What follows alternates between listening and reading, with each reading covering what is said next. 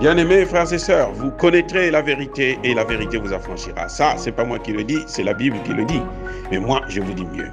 Vous connaîtrez la vérité historique, notamment celle de vos ancêtres kémites, et vous aurez une vision globale de ce que c'est que la vraie souveraineté politique. J'ajoute, vous reviendrez à la spiritualité africaine ancestrale et vous comprendrez les enjeux de l'indépendance économique.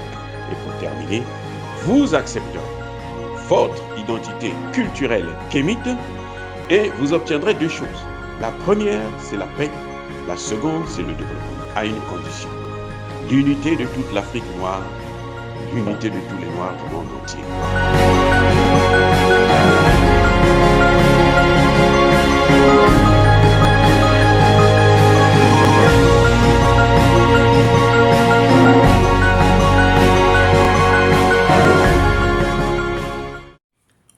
À tous, bienvenue sur la chaîne des panafricanistes par essence, par conviction et par excellence. Celle des citoyens kémites par nécessité et obligation de combat. Nous sommes une chaîne qui n'est guidée que par nos ancêtres et rien que par les ancêtres qui appartiennent à l'égrégore du monde noir. Par conséquent, nous ne croyons en aucun Dieu venu de l'étranger. Toutefois, cette vidéo n'est aucunement destinée à inciter à la haine ou à la violence, car nous menons un combat qui est d'abord et avant tout spirituel, intellectuel et démocratique.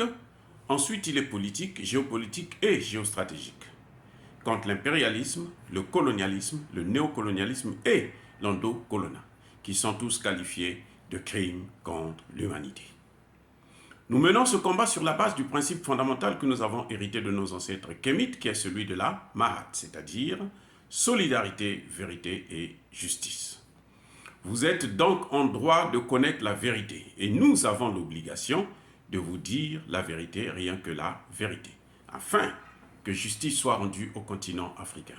Et ça, c'est notre modeste contribution dans cette noble lutte en faveur de la souveraineté, la dignité, la solidarité et l'unité africaine. Ça, c'est ce que nous appelons le panafricanisme. Au Centrafrique, bien-aimés frères et sœurs, il y a un grand débat sur le changement de la Constitution. Le président Archange Touadéra veut modifier la Constitution, probablement pour briguer un troisième mandat. Et la Cour constitutionnelle a rejeté cette demande et a qualifié d'une façon du boycott de la justice. Le président Touadéra a donc mis à la retraite la présidente de la Cour constitutionnelle, Madame Darlan. Donc le débat est là.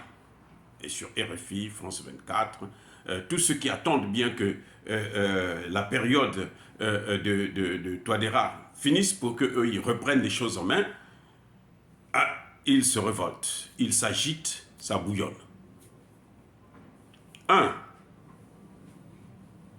président a le droit de modifier la Constitution. Aucune constitution au monde n'est inchangeable. Aucune constitution au monde n'est parfaite. La Constitution est le produit de l'évolution d'une société. Je répète, la Constitution est le produit de l'évolution d'une société. Donc, le président Touadéra a le droit de modifier la Constitution.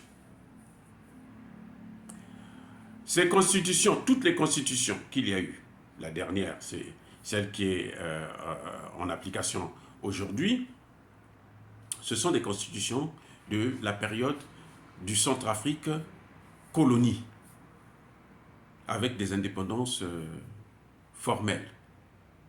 Et les constitutions là, ont été rédigées par les Occidentaux.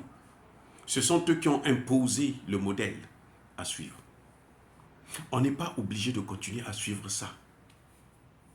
Non, les Africains ne sont pas obligés de suivre, de continuer à maintenir des constitutions bâties sur un modèle occidental qui, depuis 6 siècles, sont en train de martyriser le peuple africain. Eh oui. Si on dit on ne peut pas modifier la Constitution, alors ne modifiez pas les accords de défense. Ne critiquez pas. Ne critiquez pas le franc CFA, dites que c'est bon. Puisqu'on ne peut pas modifier. Les Blancs ont mis, nous ont imposé ça, donc on ne peut pas faire autrement. Tout ce que le président Touadéra est venu trouver là, il est en droit de modifier. C'est clair. La seule chose qui est importante, c'est que la modification doit se faire en suivant un processus juridique normal. Puisque nous voulons la démocratie, elle doit se faire en suivant le modèle démocratique. C'est-à-dire qu'on va vers un référendum. Si les gens sont si compétents, si intelligents, s'ils sont capables de convaincre le peuple de ne pas accepter les modifications, tant pis, tant mieux. Mais si on appelle le peuple à venir réviser leur constitution, c'est le droit le plus absolu. C'est ça le droit à l'autodétermination. Il n'y a pas une constitution qui est parfaite, qui doit rester là, ad vitam aeternam. Non. Qui doit être là à vie. C'est-à-dire que des décennies et des décennies, c'est la même constitution. Non. Même la constitution américaine, il y a toujours des amendements jusqu'aujourd'hui. Donc, si la Cour s'était prononcée dans le sens que, bon, le président voulait faire une modification, par exemple, en voyant avec sa majorité à l'Assemblée ou quelque chose de ce genre, ça pouvait se comprendre. Mais à partir du moment où il appelle le peuple pour venir trancher l'affaire, le peuple est souverain. Il est au-dessus de la Cour constitutionnelle. Là, il n'y a pas de problème. Maintenant, ceux qui sont contre n'ont qu'à battre campagne pour que ça ne puisse pas passer. C'est tout.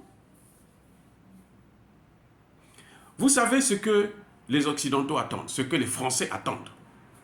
Les Français et leurs valets locaux, les Français et certains intellectuels, les cadres africains qui attendent leur tour. Ils attendent là. 10 ans en politique, c'est rien. Ils savent que bon, après 10 ans, on va les reprendre et cette fois-ci, on va s'installer pour 50 ans, pour 100 ans.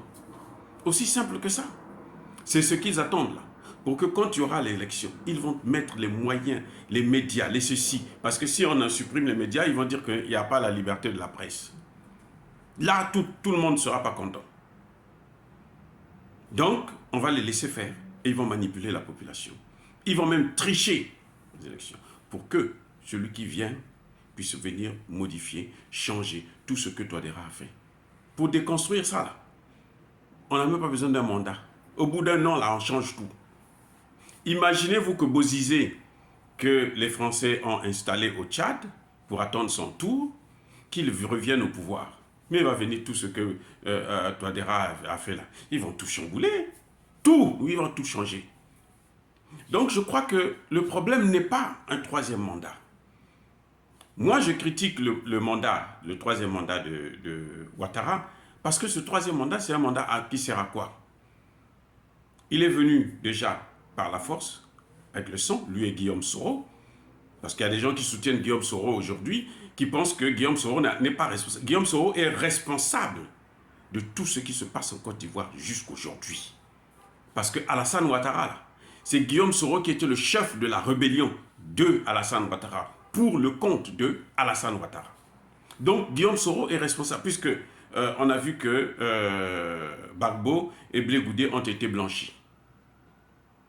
Donc, les deux responsables qui restent à passer devant la Cour pénale internationale, c'est Ouattara et Guillaume Soro.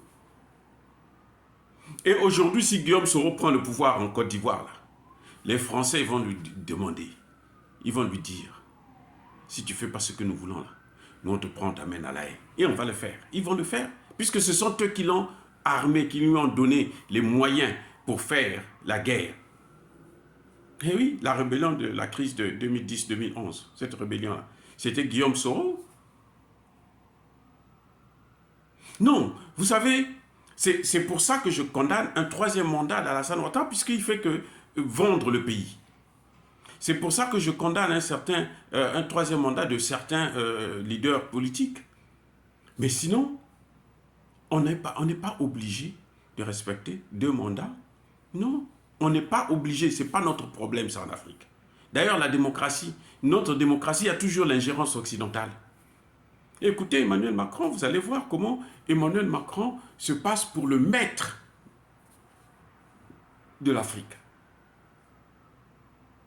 Ce qui compte, ce n'est pas le nombre de mandats, ce qui compte, c'est le contenu du mandat. Vous voyez les hypocrites qui ont critiqué le coup d'État au Tchad, parce qu'il y a eu un coup d'État, on le sait, c'est clair, mais ils ne critiquent pas le coup d'État au Mali. Non, un coup d'État, c'est un coup d'État. Maintenant, qu'est-ce qu'il y a, qu'est-ce qu'on met dans ce coup d'État? Quel est le contenu de ce coup d'État? Est-ce que c'est un coup d'État pour satisfaire les besoins de la population ou c'est un coup d'État pour satisfaire les besoins des Occidentaux? Si c'est pour satisfaire les besoins des Occidentaux, moi je suis contre. Si c'est pour satisfaire les besoins de la population, eh bien, même s'il y a 1000 coups d'État par an en Afrique, je veux soutenir ces coups d'État. Si c'est pour donner à cette jeunesse-là l'opportunité de vivre maintenant dans des pays indépendants, je suis pour ces coups d'État. Si un 3e mandat, c'est pour consolider ce qu'on a déjà commencé à faire très bien, parce que de toutes les façons, il ne faut pas changer la carte qui gagne. Si Touadéra a bien travaillé, nous le savons, que c'est lui qui est en train d'apporter à la République centrafricaine l'indépendance, la vraie souveraineté, et puis qui est en train d'améliorer les conditions de vie sociale des Centrafricains, je ne vois pas pourquoi on va l'arrêter. Parce que les Blancs ont dit deux mandats uniquement. Non, non, non, non, non, c'est pas ça. Nous savons comment, au Tchad là même, les Français sont venus modifier la Constitution. Ils ont corrompu des gens, ils ont modifié la Constitution, et puis maintenant, ils disent à l'autre, il faut te présenter. Idriss Déby, le père, présente-toi. Vous voyez Haïti, le gang qu'il y a là, le gouvernement là, c'est un gouvernement qui est mis en place par les Occidentaux. Donc s'il y a un coup d'État contre un tel gouvernement, mais alors, ça ne peut que faire la joie des populations. Vous voyez? Donc nous devons savoir ce que nous voulons. Où on roule pour les Occidentaux, on se dit, bon, dans chaque pays, il faut, la présidence là c'est partout. Non, la présidence là, elle n'est pas partout. Ce n'est pas parce que quelqu'un a passé 2 mandats qu'il fait bien, il faut qu'il s'arrête. Comme ça, probablement, quelqu'un d'autre viendra pour détruire tout ce qu'il a construit. C'est un risque qu'on prend. Si Touadéra part, sans qu'il y ait quelqu'un vraiment qui se prononce, qui monte, parce qu'un leader, ça ne se proclame pas un leader. Non. Ce n'est pas parce que les intellectuels vont s'asseoir, vont dire que non, lui c'est un leader, lui c'est ceci, que ce sera un bon leader aussi. Non. Un leader émerge. C'est la population qui se reconnaît en ce leader-là. Donc moi, je soutiendrai un 3e mandat de Touadéra, si c'est pour, par exemple, nous changer la monnaie, enlever le CFA. Mais si c'est pour revenir, hein, regardez, il a fait partir la base militaire française, mais c'est une prouesse. Et sans faire du bruit. Donc, je crois que s'il a besoin d'un 3e mandat, ça vaut le coup. Quand on va voir qu'il ne respecte plus, hein, il ne satisfait plus nos besoins, les besoins de la population, les besoins de la jeunesse, on l'enlève. C'est clair. Mais ça ne sert à rien de prendre des risques, de voir un anti-Centrafrique venir prendre le pouvoir et ramener le pays dans les mains des Occidentaux. Ce n'est que ça qu'ils attendent. Hein. Vous savez, le Tchad, là, si le Tchad tombe aujourd'hui, ceux qui sont en train de soutenir Succès Masra et autres, si Succès Masra prend le pouvoir, là, il va servir soit les Américains ou les Français, ou les deux en même temps. Et là, toute la zone du Sahel, et plutôt, d'ailleurs même le Sahel, toute l'Afrique centrale sera à feu et à sang. Donc, je crois que ça ne sert à rien d'être là à intimider les gens, à critiquer. Non, nous voulons que les choses se fassent correctement. Un président, que ce soit bien clair, un président a le droit de modifier la Constitution. Mais il y a une procédure, c'est-à-dire qu'il doit faire appel à ceux-là qui ont fait adopter cette Constitution, qui ont voté pour cette Constitution, ce peuple-là, qu'il revienne pour dire son mot. Si la procédure est respectée, il n'y a pas de problème. Et maintenant, s'il y en a qui ne sont pas contents, ils n'ont qu'à battre campagne pour que la population ne puisse pas adopter cette Constitution. C'est aussi simple que ça. Ne vous fiez pas à la démocratie occidentale. Le panafricanisme, ce n'est pas la démocratie. Non. Le panafricanisme, c'est d'abord la souveraineté. C'est d'abord le bien-être. C'est d'abord la sécurité. C'est d'abord anti-CFA. C'est d'abord anti-accord de défense, anti-présence militaire étrangère. Donc, tous ceux qui peuvent faire ce travail-là, rester dans ce canevas-là, moi, je pense qu'ils ont le droit d'avoir même 10 mandats. Eh oui. Tant qu'ils sont en train de satisfaire les besoins de la population, je ne vois pas pourquoi on va forcément, sous prétexte qu'il y a la limitation de mandats. Ce n'est pas une affaire à tour de rôle. Il y a des gens qui sont diplômés, qui sont qualifiés, mais qui ne sont pas faits pour gouverner. Vous êtes un grand intellectuel, mais vous n'êtes pas fait pour gouverner. Et vous n'allez pas gouverner. Si vous gouvernez, vous allez voir le chaos. On a vu ça au Congo-Brazzaville avec Pascal Lissouba. Et pourtant, c'était un grand intellectuel. La population lui a fait confiance parce que c'était un intellectuel. Mais politiquement parlant, même Sassou Nguesso est mieux. Eh oui. Politiquement parlant, je préfère encore avoir affaire à Sassou Nguesso que d'avoir affaire à Pascal Lissouba, qui est là, qui danse, ainsi de suite. Donc, le pouvoir, ce n'est pas fait pour tout le monde, pour tous ceux qui le réclament. Non.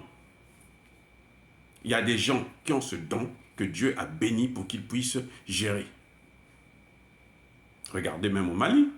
Mais le premier ministre Maïga, Kokala Maïga, il avait déjà été ministre. Mais il n'était pas aussi brillant que ça. Il a fallu qu'il soit avec quelqu'un vraiment qui connaît comment travailler avec lui pour qu'il ressorte ce qu'il a. Eh oui. Donc, ce n'est pas le troisième mandat le problème pour l'Afrique. Non. C'est ce qu'on fait d'un troisième mandat qui est important. Si un troisième mandat, c'est pour affirmer la souveraineté des populations africaines, oui, ça va, c'est très bien. Mais si c'est un troisième mandat, c'est pour continuer à bazarder le pays, ça n'a aucun sens. Si un coup d'État se fait pour apporter la souveraineté, réaffirmer la souveraineté d'un pays, oui, nous soutenons ce coup d'État. Mais si c'est pour ramener les Occidentaux à la table de négociation pour prendre encore nos matières premières, comme ils ont l'habitude de le faire gratuitement, je dirais non. Dire cela, c'est inciter à la haine ou à la violence, non. Yaba colère ve yamalembe. En tout cas, je persiste et je signe. Soyez bénis par le Dieu de Kémit, et que tous ceux qui persécutent les Africains et notamment les panafricanistes, tous ceux qui pillent et déstabilisent le continent africain, puissent être foudroyés, punis, écrasés, maudits par le Dieu de Kémit et par nos ancêtres angélisés. Et qu'ils soient africains ou étrangers, que le sort puisse s'abattre sur eux. J'ai dit et j'assume. Eux, ils marchent par la foi et non par la vue. Mais moi, je vous conseille vivement de marcher par la connaissance scientifique et historique, notamment celle de nos ancêtres kémites, par les 5 sens et par l'intelligence. À vous, Mapia.